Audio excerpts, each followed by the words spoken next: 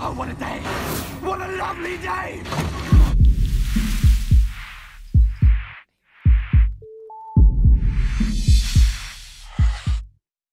Welcome to Flat Earth Debate. I'm your host, Nathan Oakley, and if you're new to this channel, or you have not done so already, be sure to subscribe and hit the bell notification icon to keep up to date with the Flat Earth Debate. If you would like to support this channel, there is a super chat that runs alongside each of these shows while they're live, but there's also a PayPal link in the info box below the video once it's rendered. Most importantly though, if you would like to join the discussion, simply mute the page you are currently watching, then click the link in the info box below this video to join the panel and express your views on the shape of the Earth. If you do join, please don't swear. If you do, you'll be ejected, and if you are, please don't try to rejoin the show using sock accounts. You'll be warmly welcome back on the next show. Please also share the show. Sharing the show obviously increases the live audience, but this in turn increases the chances of a more diverse panel. So please share the show. And one last time, if you're new to the channel or you're not done so already, be sure to subscribe and hit the bell notification icon to keep up to date with the Flat Earth Debate. Now we are joined by The Plain Truth, Sleeping Warrior, Mark Doxy and Chocolate Sane. How are you all doing? Beep, beep. Hello. Haven't done any housekeeping in a while. Any signs of curvature, anybody? Non-linear, linear perspective? Nope. Axial rotation? Any signs of that, anybody? Nope. Might turn you up a bit, Travis. You're a bit quiet. Alright. Back gravity. Any signs of that? It was a good movie. Doesn't count. Sorry. Pressurized system next to a non-pressurized system? Vacuum? Anybody shown any evidence of that? Still waiting. No way, no how. Ah. Anybody? Anybody? Pregnant pause. No? Nope. I think that about concludes our housekeeping. That's pretty much it. Oh yeah, Yeah, molten... you think if you were... Go on. You think if you were a baller, you'd be ready to go at the beginning of the show with all the answers for those questions. Molten iron core? Anybody shown any evidence of a self-perpetuating molten iron core? Yeah, right. No, nobody?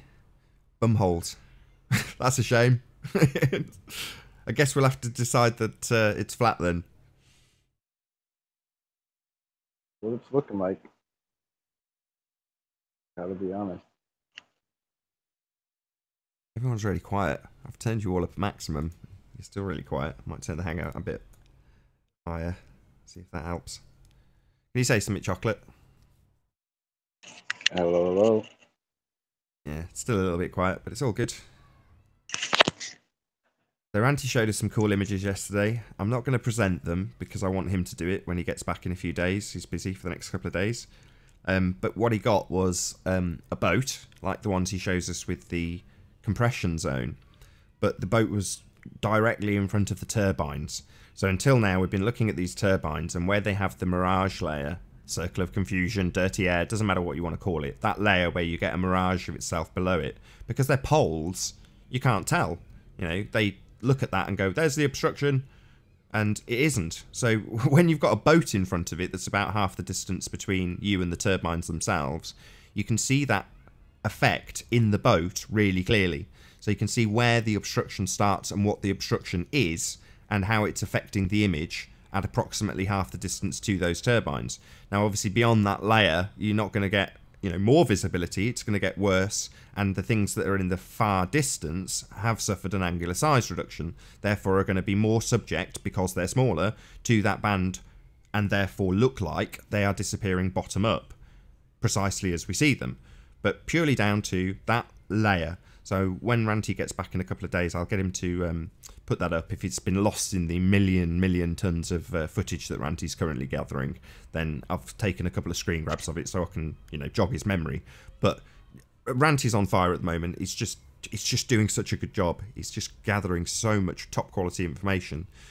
Same with Deep Inside the Rabbit Hole. So DITRH was on just chatting to us on Skype before we went live and explaining about some of the things he's been doing with his drone. You know, and he's getting frustrated because he's obviously being attacked by ballers, and it seems like he's damned if he does and damned if he doesn't. If he puts the solar filter on, which apparently he has done now. So he said he got a P900 solar filter, which he cut down so it would fit on the drone, but it essentially blocked out all the light. He couldn't see anything, which isn't surprising. But he's also trying other filters, but not for the benefit of trolls saying, you need to use this, you need to do that. You know, he wants to see what's going on up there. Did we allow that video of his yesterday to get lost in translation by taking all the points down that they were unhappy with? I think that we perhaps should consider representing the video and just making it clear what the actual point of the video is, because that was one thing that David said. He said the point of the video is not blah blah blah, it's this. So do you think we should represent it? I'll summarise the point if you can dig it out. So what David Weiss has done, just to give a background, is he's gone up with the drone to about I can't remember if it was a couple of 100 meters or 100 meters, something like that. He's gone up, so he's up in elevation, and he's just filming the sunset, static, relatively. Obviously, he's in a drone. He's on it. The footage is coming from a drone, but relatively static, and just watching the sun fade out. So with no filters at all, on several occasions, different days, different conditions, he has watched the sun fade out. You've got the video going. Is it full screen? Yep. Excellent. So this is him popping the filter on.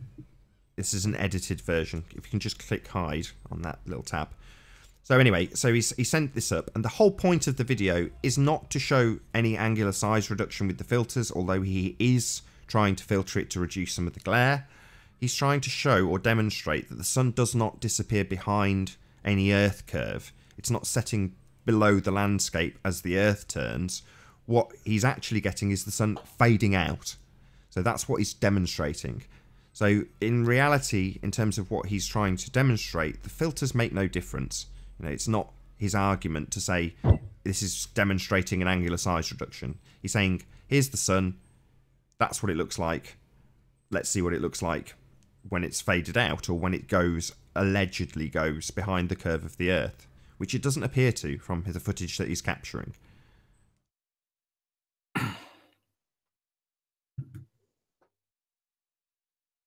So basically what his point is that it doesn't reduce to a half moon, reduce to a quarter moon, it reduced to a dot.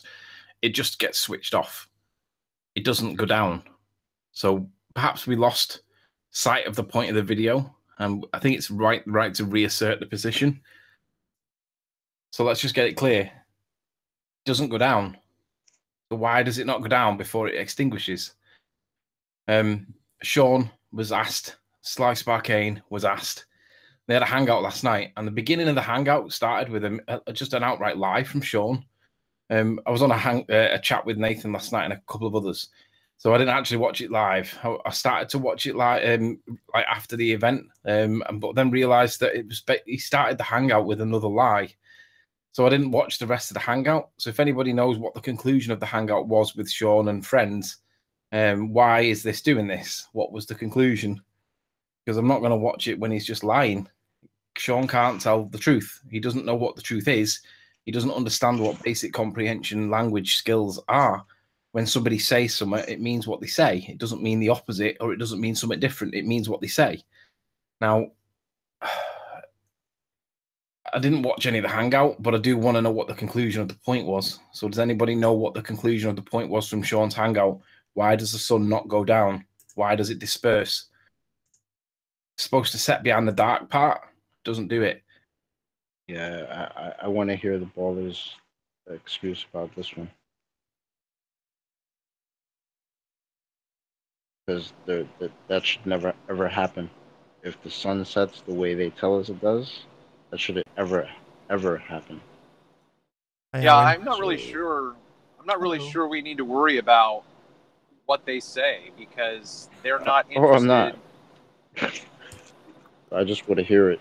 Yeah, I mean, I want to bolster our community with our own peer review consensus and start focusing on that. I think that we need to be our own critics. You know, we need to criticize David and do it in a constructive way, not in something where he's going to take it personally and question the validity of what he's observing.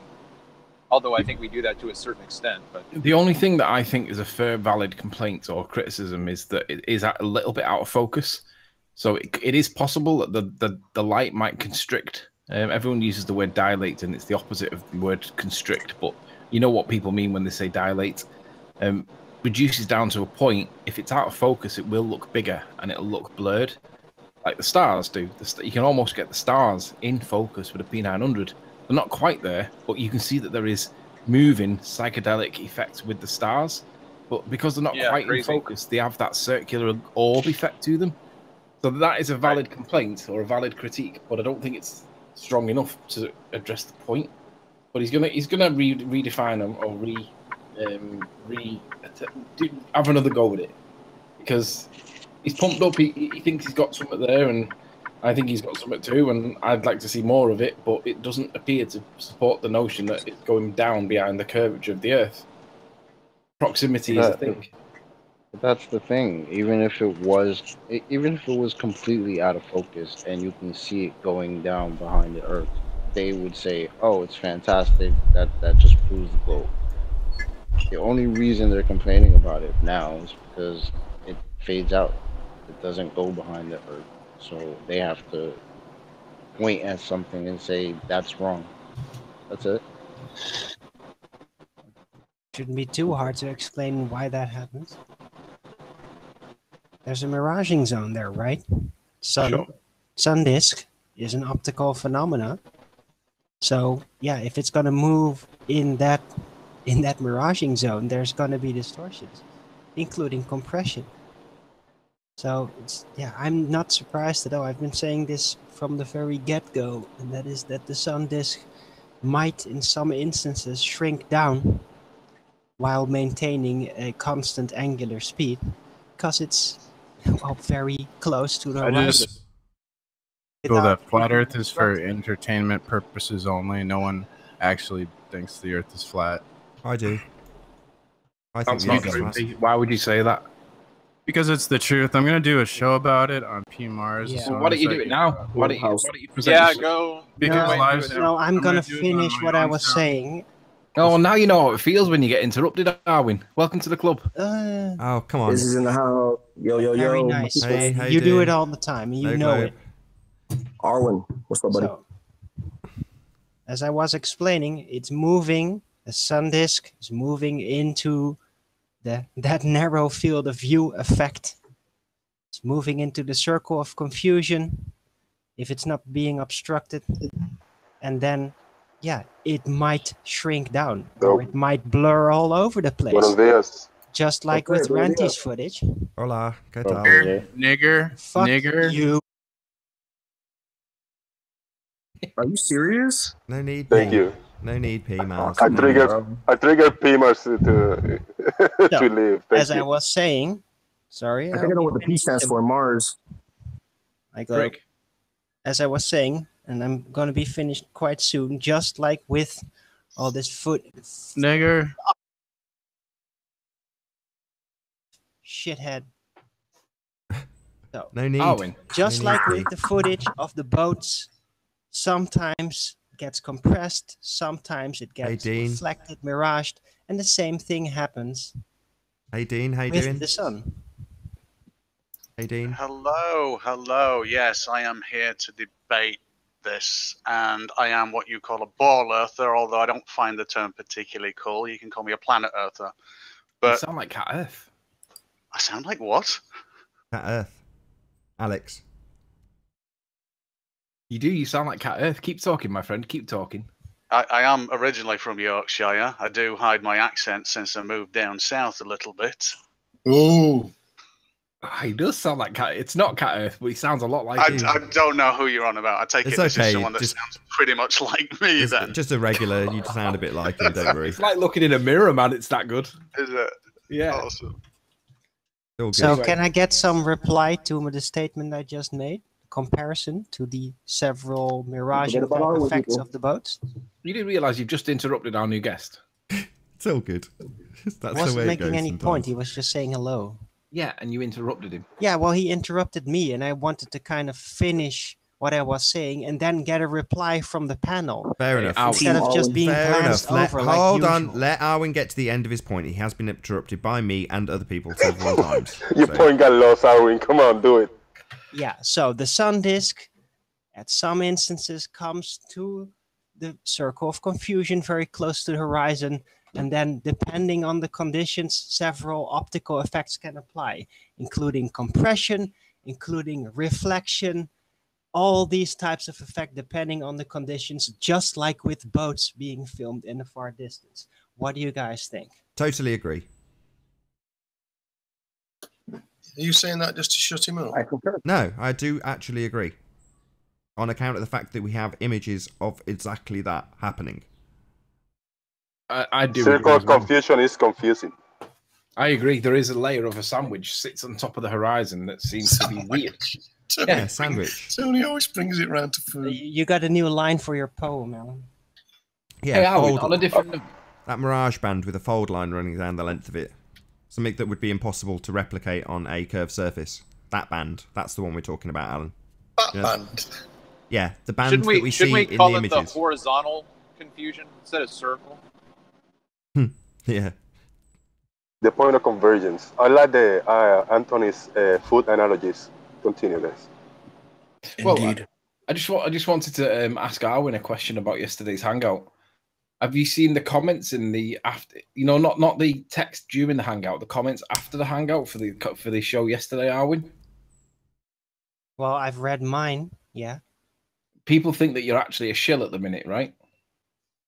Give a shit what they think. So, do you think the Earth's a ball? Yo, Arwen's the least chill. Do you think the Earth's a ball, Arwen, that presents itself as flat? No. Are you sure? I don't know what it is. I'm entertaining theories from all the angles, and I'm trying to get Arwen, into the Arwen. mindset of the ballers, how they've been taught, how You're they a think, thinker, Lupin. to try to reach them instead of just bashing them over the head with something they're going to ignore. All right. We have So the you're Lupin aware theory. that people are beginning to question whether you're a shill or not. You seem to be picking on him a lot, Tony. I've just got issues that need to be addressed, and I think the best way to do it at times is to ask him. I don't mind anybody picking on Well, me if they I'm want a an shield, then opposing I'm view. doing it on a voluntary basis because I'm still not getting paid for anything here. Sure. It's been perceived. It's been perceived that you're semantically putting your wording, Arwen, just in case you can jump chips at any time. That's what I perceive of you. I mean, sometimes. Listen, gentlemen, don't wash dirty linen in public. Let's get to the subject. Well, I'm just making the point that it appears that some people think that he's a ball earther in disguise or as a shill or whatever. And it is confusing because some of the wording and the phraseology that he uses is confusing. So I just wanted to ask him publicly so we could state what his position is. Did I ever say that the Earth is a ball? You say flat Earth. Did Well, I you ever did say say- a single you did time say- that the Earth is a ball, Riley? Yeah, but you did say that the Earth could be a ball and presenting that's not itself what as I flat said. because of curvilinear No, perspective. Did no, you not? that's not what I said. That I was said, I said, if the Earth is a ball. Yeah, That's what I said. Yeah, that's an if statement. Yeah, if. Yeah, so Yeah, the if. statement was correct then. That's It theoretical. could be a ball. but No, it's itself as flat. no. It's a theoretical statement. It's an if statement. Yeah, the Earth could be, not is. but could No, if. Can we hear what Dean's got to say? Oh. Yeah, That I'd wasn't really, me. I'd really like to weigh in on all of this, to be honest, because I find the whole thing fascinating. Okay, give us one point that you want to discuss. It's implausible to think that the sun is incredibly close due to my personal and everybody's personal observational experiments that we can perform and the logic on that. Well, I'm not in a position to talk about that. 'cause How I many don't know people what's got on it. sniped? I did. Well, you No, wouldn't the- be sniped, otherwise you couldn't come back. No, he's on a No, different account. yeah, this is my second account. Oh, okay. Yeah, Chris Berry. Yeah. Lots of people. So Chris wants to talk about the distance of the sun. No, Dean, but Chris. Sorry, Dean. Sorry, Dean. I think it was a network issue, actually. Who Is wants Dean to address still there, this? yeah? So Dean's Yeah, saying... I'm still here if you can hear Okay, me. so what's your observations and conclusions? Okay, so I've talked to a lot of flat earthers in the past 3 weeks, and from what I can discern from everybody's kind of ideas is that we live on a flat plane and the sun orbits in a circular fashion around what we think of as the pole at the moment on the sphere model. But there's actually don't assume we all believe that, though. Oh right. Oh okay. Strongly disagree. Just tell us what you observe. I observe 3 phenomenon, which means the sun has to a immeasurable distance away to my observational reality, and they are as follows. One of them I found online, but one of them I can actually test myself, and then the other is just basic logic. So number one is this. If you go outside, and you can look this up on a website, you can find when the moon is going to be visible with the sun. I believe you can find a website for this, and I've seen it multiple times. Now, if you hold up a ping pong ball in front of that moon, and you observe the shading on that ping pong ball, now it would have to be kind of a matte surface for you to be able to see shading on it. You can see that it's shaded in much a similar way to the moon is. Now, there's potentially two reasons for this. Is one, the moon is incredibly close to you, and the size is relationally smaller. Or two, the sun is such a distance away that the light hitting both the small object in your hands and the considerably larger object further away is almost parallel. Now, if have you done that ping pong ball experiment? Where's my hotspot? Yeah. Have you done it often? Have you? No, like 3 or 4 times. Well, Plain Truth has a version of that, don't you? Yeah, I didn't want to interrupt him, but I did a similar observation. You specular highlight. I did a similar observation early in the morning with a baseball, and I had the moon and the baseball lined up, and to my opinion, they were not similar in any fashion.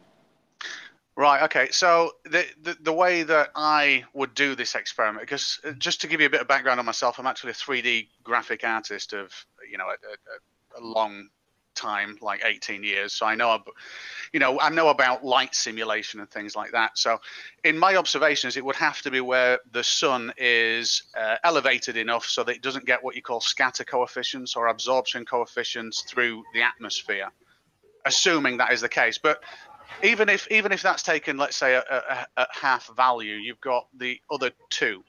So if the sun is moving, I'm going to assume, and I apologize if this is not correct for people, but I'm going to assume that the sun rotates around a disk, and it stays, give or take, near the equator, or what we think of as the equator line on this flat disk. Now, if you observe the sun from any point... Sorry, can I just stop you just for 1 second? Sorry to interrupt. That's so, all right. Are you now presenting a flat Earth argument to debunk? I'm presenting observations that tell me that the sun is a large distance away, and that a flat Earth doesn't fix with my next point. Well, do you want to just tell us how you presume the sun is a far distance away? Because I have no idea what the sun is, let alone what its path and trajectory is. I've only got to go on what they tell us. Right. Okay. So the sun distance to me is throughout the day on a circular path around a disk. If that was the case, the energy output would change and the light differential would change. Sorry, I don't want to hear about what the flat Earth wouldn't do. Yeah. If you believe the Earth is a sphere with the sun far away, how do you come to that conclusion? Oh, right. Okay. So 15 degrees rotation per hour. Sorry, so if rotation. Hold on. You said that very quickly. 15-degree rotation. What do you want to expand on that? Okay, let's take the word rotation out of it. I apologize. 15 degrees relative movement from wherever I am. Yeah, so? Right. So that means if that object is close, based on the distance that I travel. So imagine I'm looking at it from where I am right now in England, Milton Keynes. And the sun moves 15 degrees. Now, if I go to the equator on the equinox and the sun also moves 15 degrees... Just before you carry on, sorry, I've got to interrupt just to get a bit of clarity. So you're going to the equator, yeah? Mm-hmm. Did you say? So going to the equator, or anywhere actually. I was in Menorca not so long ago, but anywhere nearer the equator. The problem is, what do you mean by the equator? I'm just trying to get clarity on your explanation. What do you mean by the equator exactly?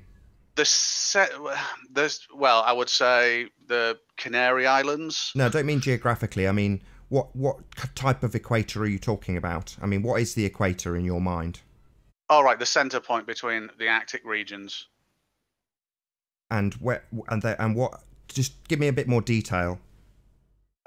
So on your model. No, on your model. Don't give me some straw man to debunk. You're trying to tell me why the sun's far away. So far, we've got to the equator, okay, so which is a concept, so the equator right? is the closest. Hold on, I'm just trying to give you a bit of clarity. So the equator's a concept. I want you to give me your description of that concept, please.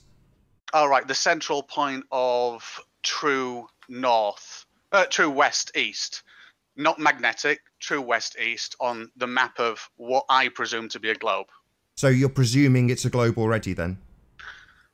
The highest probability, yes. Sorry, we are trying to ascertain whether or not the Earth is a sphere or not, and you have just told me that you're automatically assuming it. So presumably this equator that you're travelling to is on the side of a sphere, correct? You can use either model. Sorry, I have already told you twice. I'm not interested in your strawman debunking of what you assume we think. I'm asking you what you think, and we have got to the stage where you are now presupposing you are on a sphere, are you not? I'm saying you can look at it from either, but one. I'm not looking at it either. You, sir, announced that you were a globehead when you came in. Do not present a straw man. Present your argument for why you think the sun is far away. We've established why you think the sun is far away, because you presuppose the Earth is a sphere. You have just explained that to me and my audience. You can take it to be either. I'm not listening to the... You're not listening. You're now talking while I haven't finished my sentence. Don't be so rude. Okay? You have told us that we have two choices, flat or sphere. Well, I've already told you 3 times, not interested in your straw man debunking. I'm only interested in how you come to the conclusion that the sun is far away. You come to that conclusion by mathematics added to a presupposition that you are already on a sphere. I come to that conclusion, yes, because the 15 degrees motion in the sky of the sun is a constant. Yes, that's called an affirming the consequent. It's a formal logical fallacy. In discerning... Don't just stutter. Acknowledge what I have just said. Do you understand what a formal logical fallacy is? In this instance, affirming the consequent. No, explain it to me. Sure. If I eat a 12-inch pizza, I am full. Yeah? If P, then Q. Yeah? Mm-hmm. Q, I am full. Therefore, I just ate a 12-inch pizza. P. Even though I just had Chinese food. That is an affirming the consequent. Formal logical fallacy. You are saying, if the Earth is a sphere, then if I go to the equator, this will happen. I go to the equator and this will happen, therefore the Earth is a sphere. It is an affirming the consequent, formal logical fallacy. Do you understand, sir?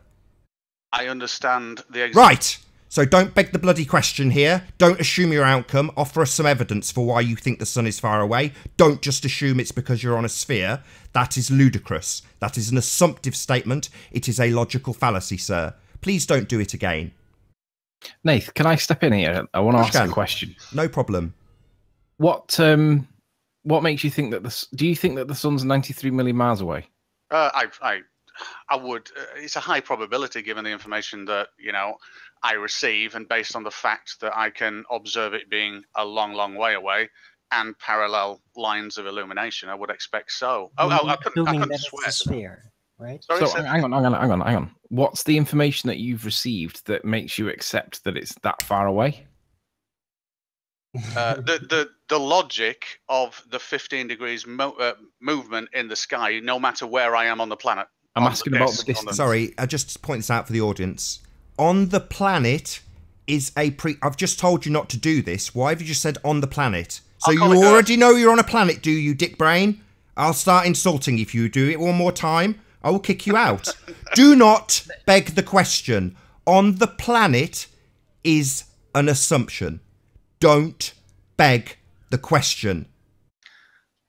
So you've asked me to do two things there. You've asked me not to argue from a point of your standpoint and show the fallacies of your argument, but you don't produce a straw man. That's correct. Don't tell me what I think so you can debunk that. That is a straw man. Yes, that's correct. Do not offer straw man arguments here. I am not interested in straw man. Don't tell me what I think and then try and debunk it. Correct. And now you've just told me not to assume that we're on a sphere. So right now I'm floating in space. No. Space is another assumption.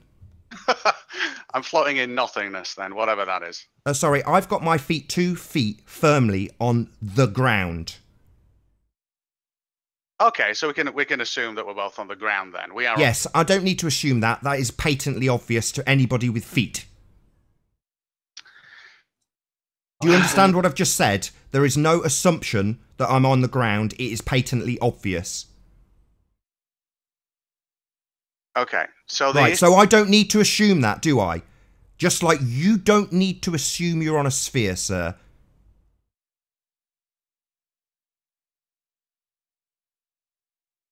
Okay, yeah, okay, fair enough. So I don't think we need to get argumentative about it. Back to my question. It's a debate, you absolute buffoon.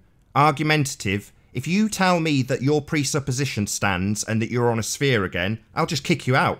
Don't beg the question here. I'm just wondering,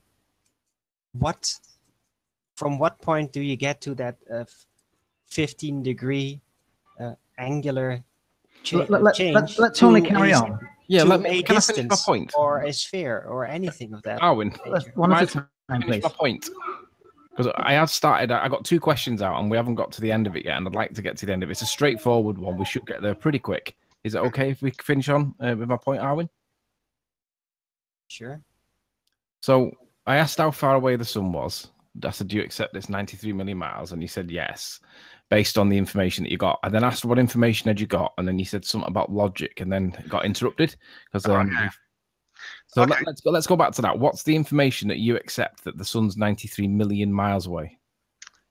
So the sheer fact that to me it can't be close, because if you go outside with a solar panel, let's say, and you measure, or even an advanced light meter. I've got a light meter for my photography equipment, and you actually get a temperature, a light temperature reading, and depending on how sensitive the sensor is, it can be really good.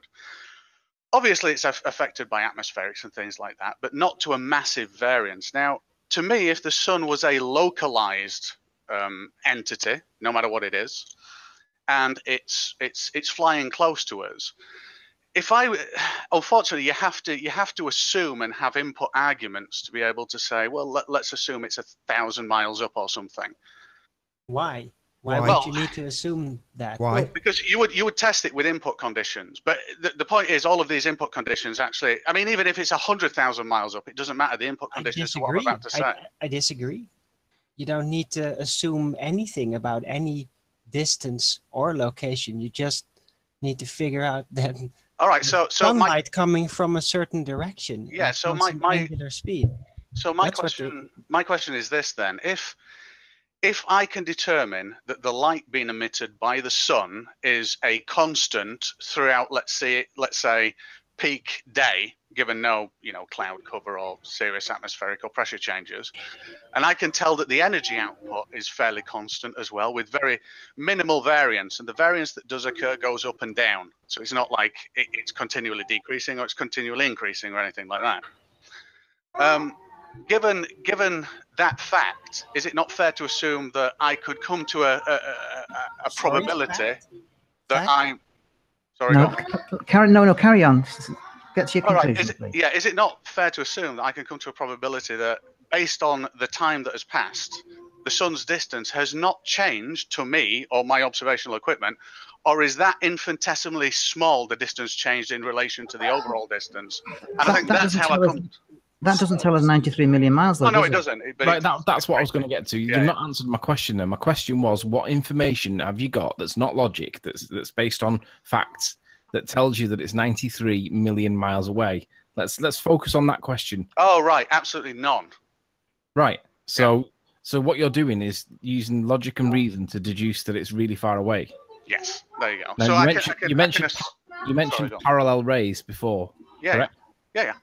Nath, would you mind presenting? You know what crepuscular rays are, right? I do indeed. Yes. Do you want to tell us how these are parallel? Because of the apparent sun's distance, which is a long way away, that makes it observable parallel rays. Can you see my screen? No, wait a minute. You might need to click the thumbnail in the Hangout. The thumbnail in the Hangout. Oh, I've got the YouTube channel, the YouTube stream. I've got the YouTube stream open, so yes, I can. So you can see the picture of the sun that's casting light rays through the clouds, yeah? Yep, absolutely. So if I was to draw, I mean, just call me logical and reasonable, but if I was to draw a logical and reasonable line that carried on the continuation of all these, they would all meet at one cumulative point. They would all accumulate in one place, correct? Correct. Why are they not vertical or parallel? Because you're looking at them from the size of them and perspective, and I can actually show you that right now in 3D if you want. Sure, please do. Oh, awesome! Right, wait a minute, because I've got a. Let's see if I can share this. I'm just going to start a new scene before I share my screen itself. So we're straight into the pseudoscience models. We're going to beg the question, build ourselves a little sphere in a computer, and then show us how this works based on you begging the question, assuming it's a sphere, and modelling that assumption, correct? Sorry, say that again. I'm still. So we're into pseudoscience models. Hang on, let's see what he's got to say first. Let's not prejudge him. Well, I've said I don't want to beg the question, and we're literally going to build ourselves a little sphere. So we're already going to be on a sphere the second we step into this model. I'm not building a sphere. Can you? I'll build it. You know, it'll be on a flat Earth. No, it's nothing to do with the shape of the Earth. Listen, guys. Can I reiterate this? In games, like I said before, they try a sphere model, didn't work. They tried a flat plane because it looks more realistic. I could do it on a sphere if you really want. Can everybody see No, my you screen? cannot. No, you cannot. Can people see my screen? Yes. Okay, cool. So first of all, I'm going to create we'll call it a flat plane, but I could create something the size of the Earth if you wanted as well. There's a unit size on the left here. We could just say that let's say this is a meter. So this at the moment is a width of 1, height of 1. So, actually, we'll call this, I don't know, kilometers. It doesn't really matter for this purpose because it's about relational perspective more than anything else. So if I go and create a camera now, which is going to be our point of view, and we'll just have a standard camera that I'm going to look through. So I'm looking from, a tool's view at the moment, but that's the camera that I'm going to look through. And I think the human eye has got a certain, millimeter designation that I can't remember at the moment, and I think everybody's is quite different. But now, if I create, let's say, these rays, and we'll symbolize these rays as this object that's quite huge, because these light rays coming in are actually quite, immense. And these I'm not going to alter this box at all. All I'm going to do is rotate it and move it up. Now, what I've got here, if I add this to a layer that just does template so we can see the lines, and I come back down to this camera here, I can look through this camera, and what we'll do is we'll point it up at those rays, and we can move it back as well. It won't really make a difference, but there is a look through selected somewhere. Actually, I'll just create another view so that we can see it side by side easier. So now, this view here, because I'm close, has got this kind of perspective feel to these rays coming down. Now, if we think of this as one ray coming down, we can obviously see that these are not parallel, and it looks like they might have a point of convergence. But the point there is this is just relational perspective. You're looking at a building and saying, well, if you're at the base of a building looking up and it's smaller, you're obviously going to say, oh, well, there's a point of convergence there. Well, optically, there is, but in reality, there actually isn't if you just carry the building up and it was parallel lines. So what you're looking at here is you're looking at two things, actually. So this only says one of them. This is the perspective of looking at volumetric light. But there is also diffusion and dispersion through the atmosphere of that light as well, because light passing through any medium has got, obviously, certain different characteristics of how it will be diffused as well. But these are basically your perspective lines. And if I was to create many of these at different sizes, you would be able to see the image that you're seeing, basically. Okay. Does that make sense? It does. Okay. But if you were to put a local sun, how would you be able to distinguish the perspective lines against the local sun rays? A local sun? No, you wouldn't. Well, wait a minute. Let me think. Well, as a pilot, I fly out of Cranfield airstrip sometimes, and the actual cloud shadowing from above the clouds are actually parallel. So they'd also have to be. They'd have to match with my reality observations on the ground. So obviously, I can see perspective on the ground like this. But let's say it's a local sun source doing this. Then if I get in like a Piper and go flying above the clouds, and I see the shadows that some of the clouds, cast on themselves or across, I can see that they are parallel and uniform. So for a local sun, both those observations for me logically would have to match up. I'm not saying it's still.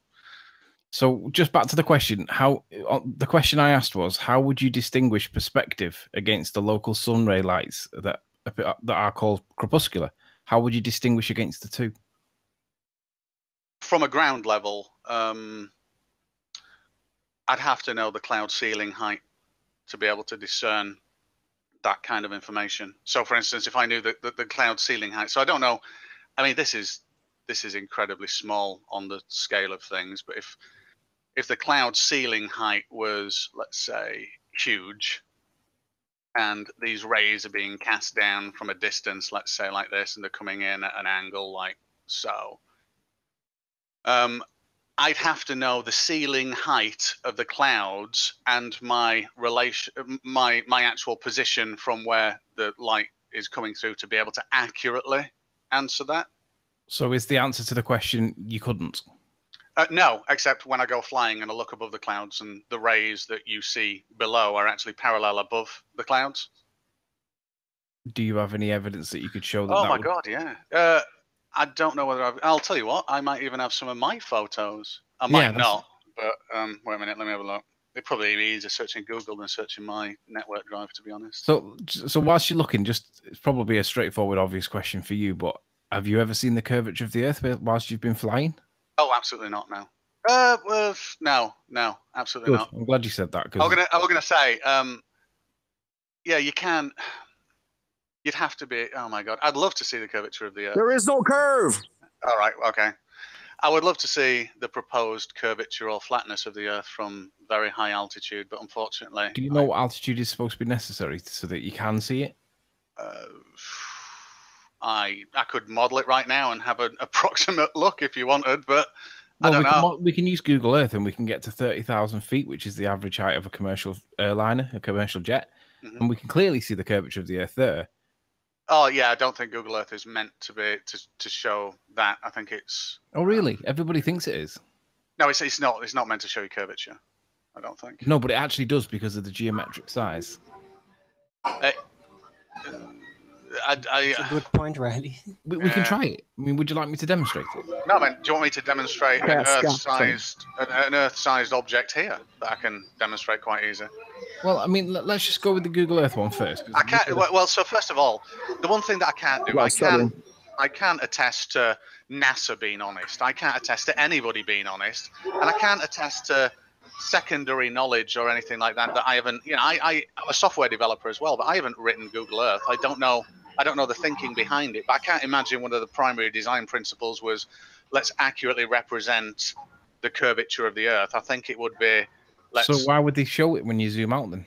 Yeah, how did you come up with a curved Earth in the first place if it's not observable? How did I come up with it? I didn't. Well, anybody. How did the globe apologists come up with the idea that the Earth is a globe when it's not observable? We've already established that. They assume it. They just say, if the Earth is a sphere, and then they roll with it from there on in and do their calculations with that assumption from there on. Dino, you're getting your money's worth today. Yeah, no, I like this. Did you hear what I said, though? At what point do you see a curve? Oh, probably, I don't know. You've not observed it, have you? I haven't, but I would have to say it'd be around like 70, 80,000 miles. But you're an feet. apologist for it, but you've never actually observed it. Oh no, no, correct, 100% correct. Okay. Is that really you, Ranty? Are you Ranty? agnostic then? Hold on, Mark. Is that you, Ranty? It is, yeah. Hello. Oh, okay. So are you agnostic then?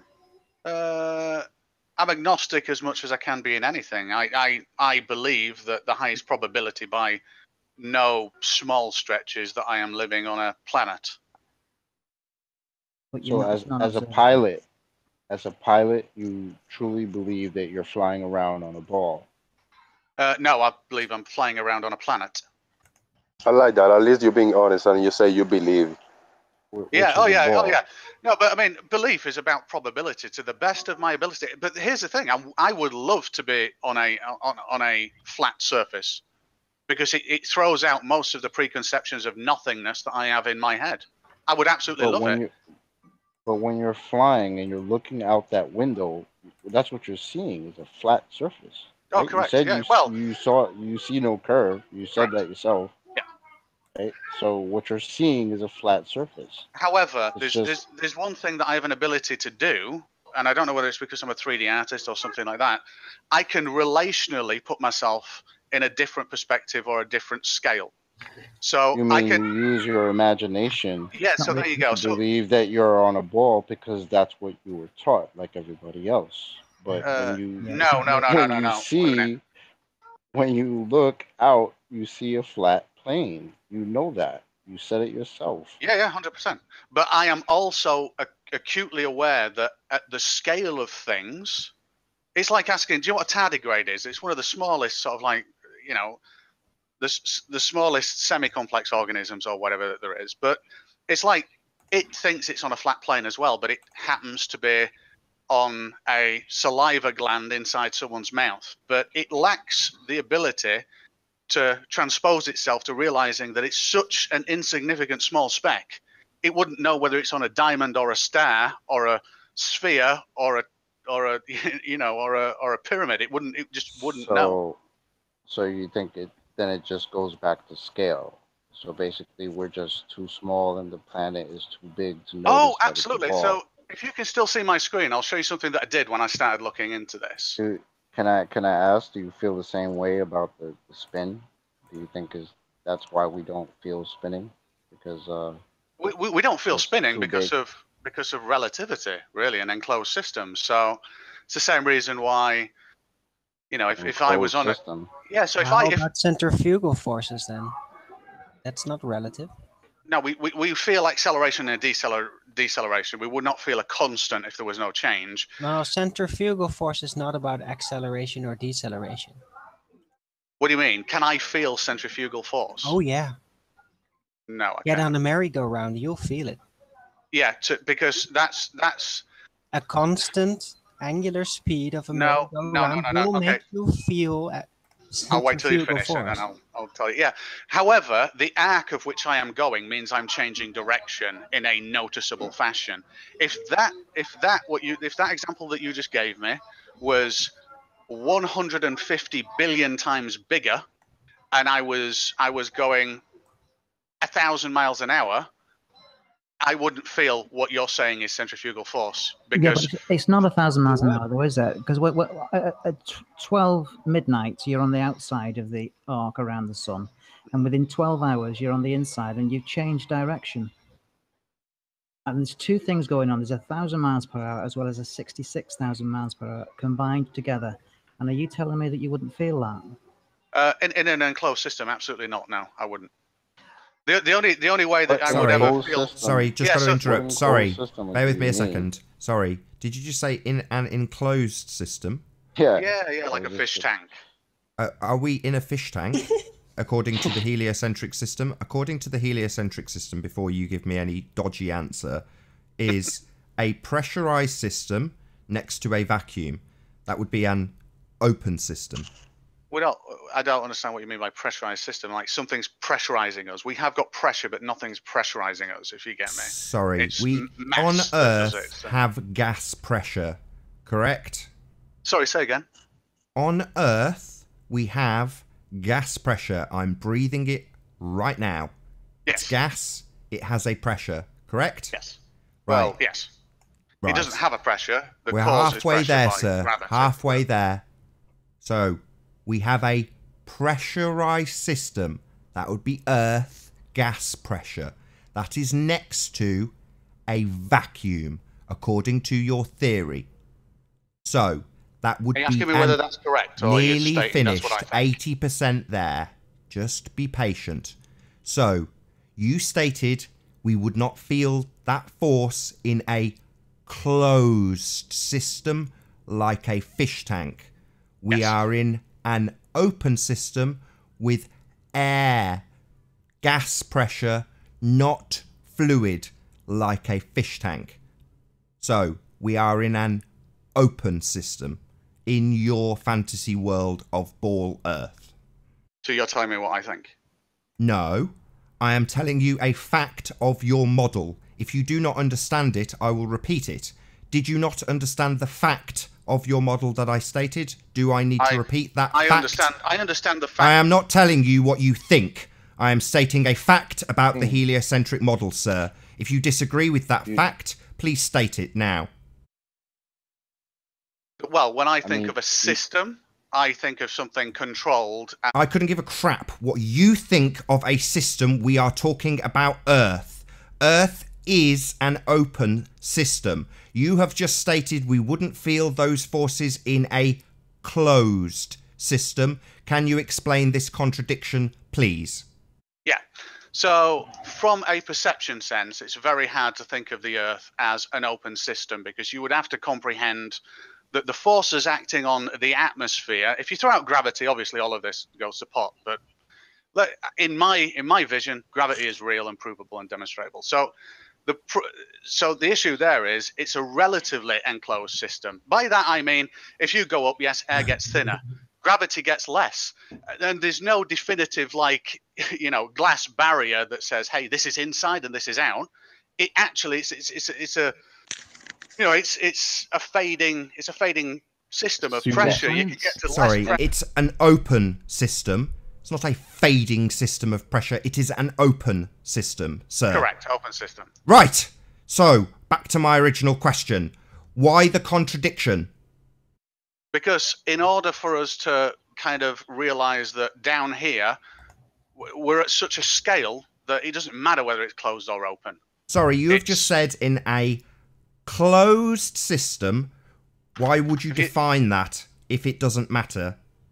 No, let me finish. So, given the scale of which we are at, it's actually hard to comprehend. It's like thinking that the tardigrades on a dog and all that kind of thing again. Now, I don't need an analogy. I just need to know why you have said that in a closed system, we would not feel these forces, the inertia, the rim speed, the absolutely astronomical travelling distances, the changes in direction, we would not feel them because of scale in a closed system. Now you are telling us that we are in an open system in the model we are trying to define. The pseudoscience begging the question, no proof of our model. That's what we are doing. You have a contradiction still. Okay, I was using it in an analogy in order to be able to... Oh, right. We don't want to know about allegory here. We are interested in reality, not allegory. Do you know the difference? Okay, so if you want me to answer, then the particles that make up the oxygen and atmosphere lower to the ground are influenced a billion times. I don't know. Pick a large number. 1 billion times more than any other forces acting on them from anywhere, regardless of inside, outside, or anything. What? Sorry, what does that have to do with the system being open when you say the forces would not be felt in a closed system? The contradiction is still there, still glaring, and still unaddressed. It wouldn't be felt in an open system. Sorry, say that again. You talked over me before I'd finished redefining the fact that you have dodged this question. We still have a glaring contradiction. You have stated that we would not feel these forces in a closed system. Earth, the one you believe you live on, the bullshit fantasy globe sphere Earth with no proof of R, is an open system. There is a contradiction. You have still not addressed this. Okay. The contradiction was purely for a visualization sense, and I apologize. I will now concede the fact that the Thank you. Earth, let's think of it as an open system. But my statement about the gravity acting on us right now is infinitesimally more than any other outside forces. What gravity? But the same gravity that's Sorry, acting what is on, this gravity you the talk air. of? Sorry, you're Sorry, now. say that again. Hold on, we need to clarify what terms we are now talking about. Are we talking about Newtonian or Einsteinian gravity, sir? Einsteinian. Let's say. So we're talking about. Sorry, I don't really difference between understand how the bending of space-time would cause a barrierless system to not be affected by inertial forces. That makes no sense. Oh, inertial forces, I agree with you, but these aren't. That's the point of this conversation, sir. Are you slow? Take your time. I'm very slow. You seem slow. So, why don't we feel the forces of inertia in this alleged ball-shaped open system? Because we are at such a scale that the inertia that you think is this big thing. We don't think there is inertia, sir. You think there is inertia. Please do not tell me what I think. What force would I be feeling? We don't feel any force. That is the point, you complete buffoon. You don't have to be this aggressive. You know? You are a buffoon. You are asking me what forces we feel when we feel none. So my question is this then: if you don't ask me a question, answer mine. Why do we not feel these forces of inertia on the alleged bullshit ball-shaped open system? Scale. Scale. Yep. Scale. That's it, right? Yep, 100%. We do have something. Wouldn't you say that centrifugal force actually so wait a minute. Let me increases answer. the further away from the It's all right. Scale. So when we see a inertial force, a rim speed increase on a merry-go-round, if we scaled it up to the size of Earth, I would expect that force to increase. So would I. So would I.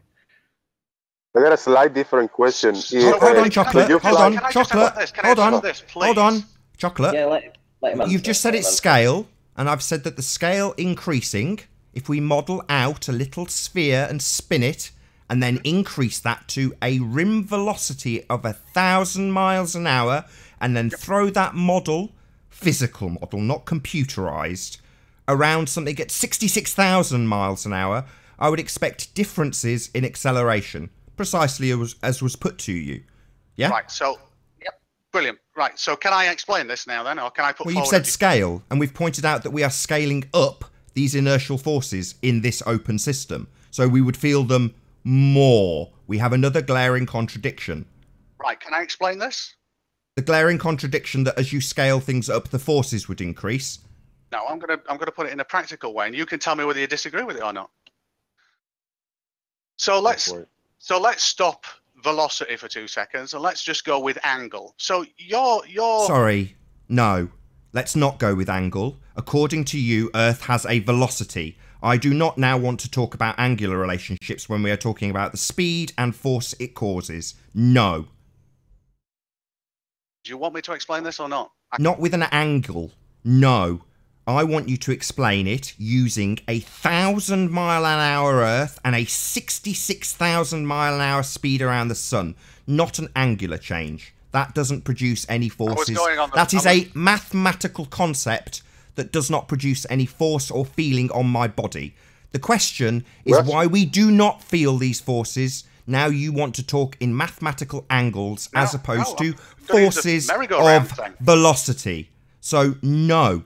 I'm going to use a merry-go-round thing. Yeah?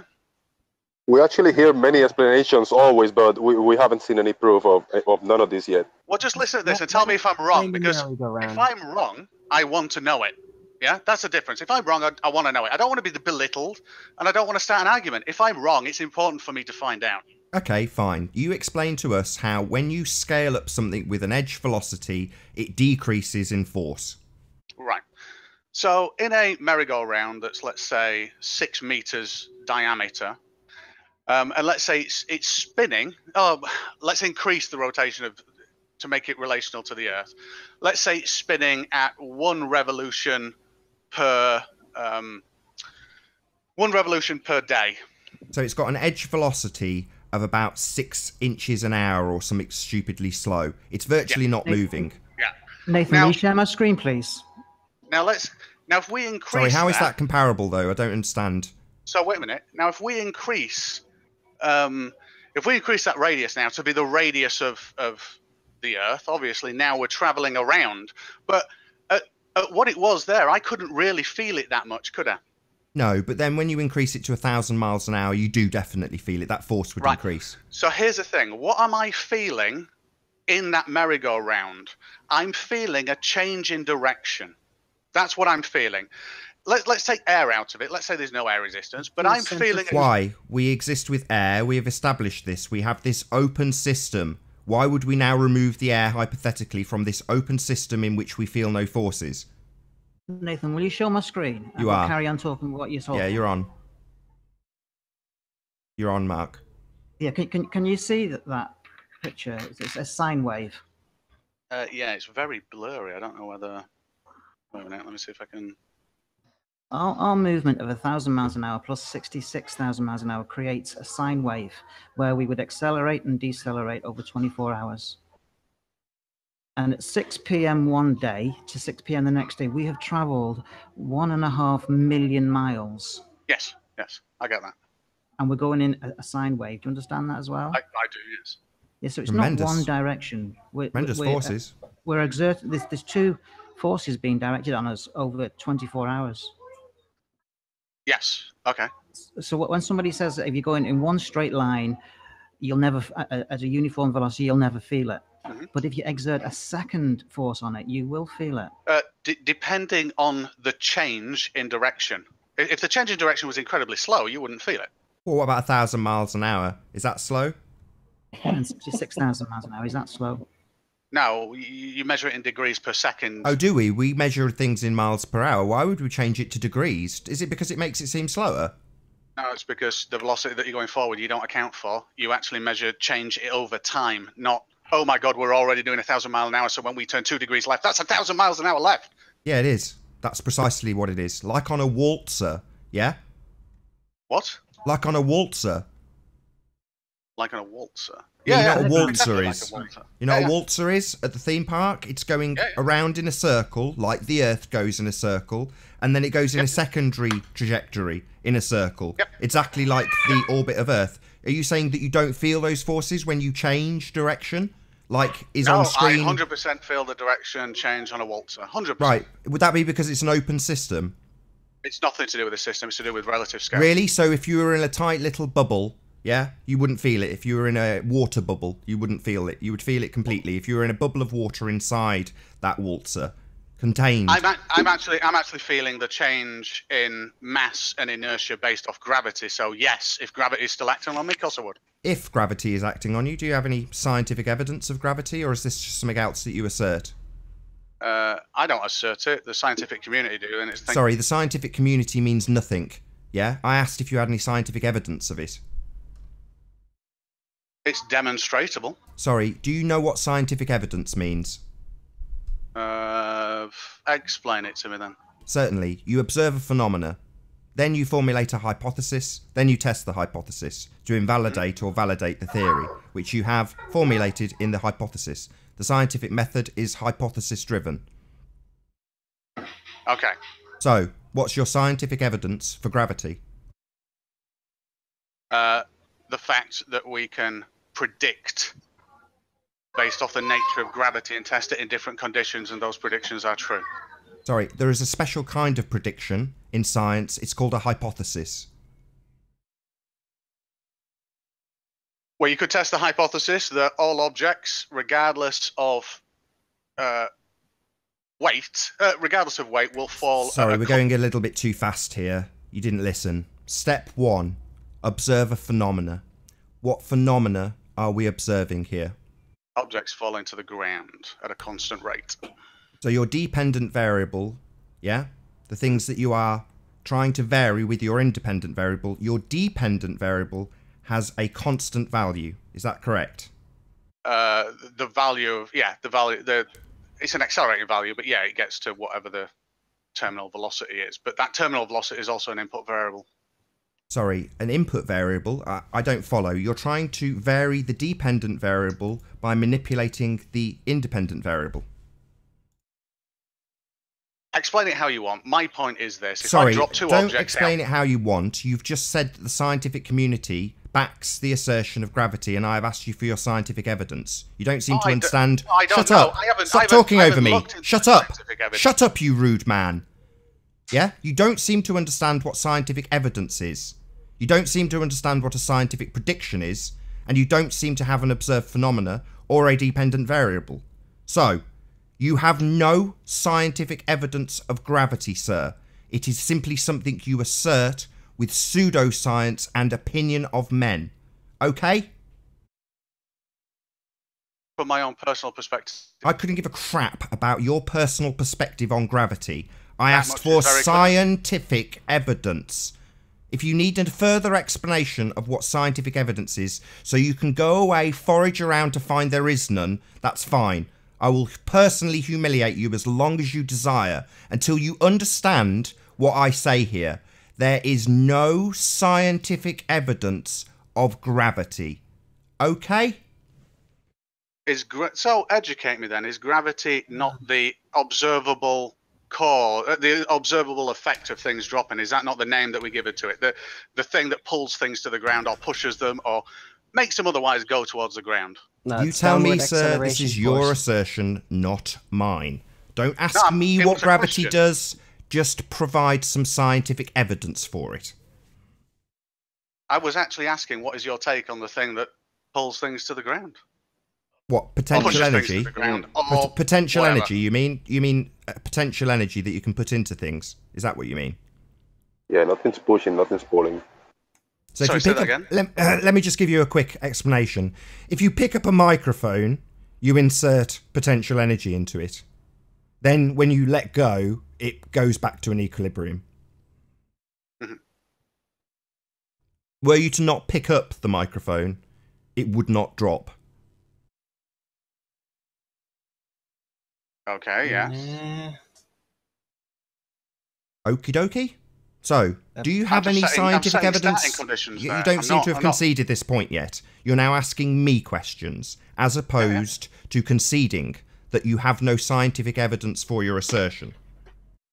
I personally have no scientific evidence for assertion of gravity. That's because there is no scientific evidence for gravity, something I'm asking you now to concede. But I can see its effect. No. Cause and effect is established in a hypothesis with an independent and a dependent variable. That is called a scientific prediction.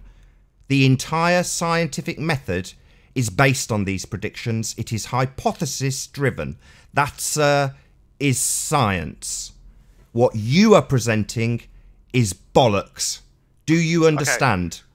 Okay. I understand point of view, yes.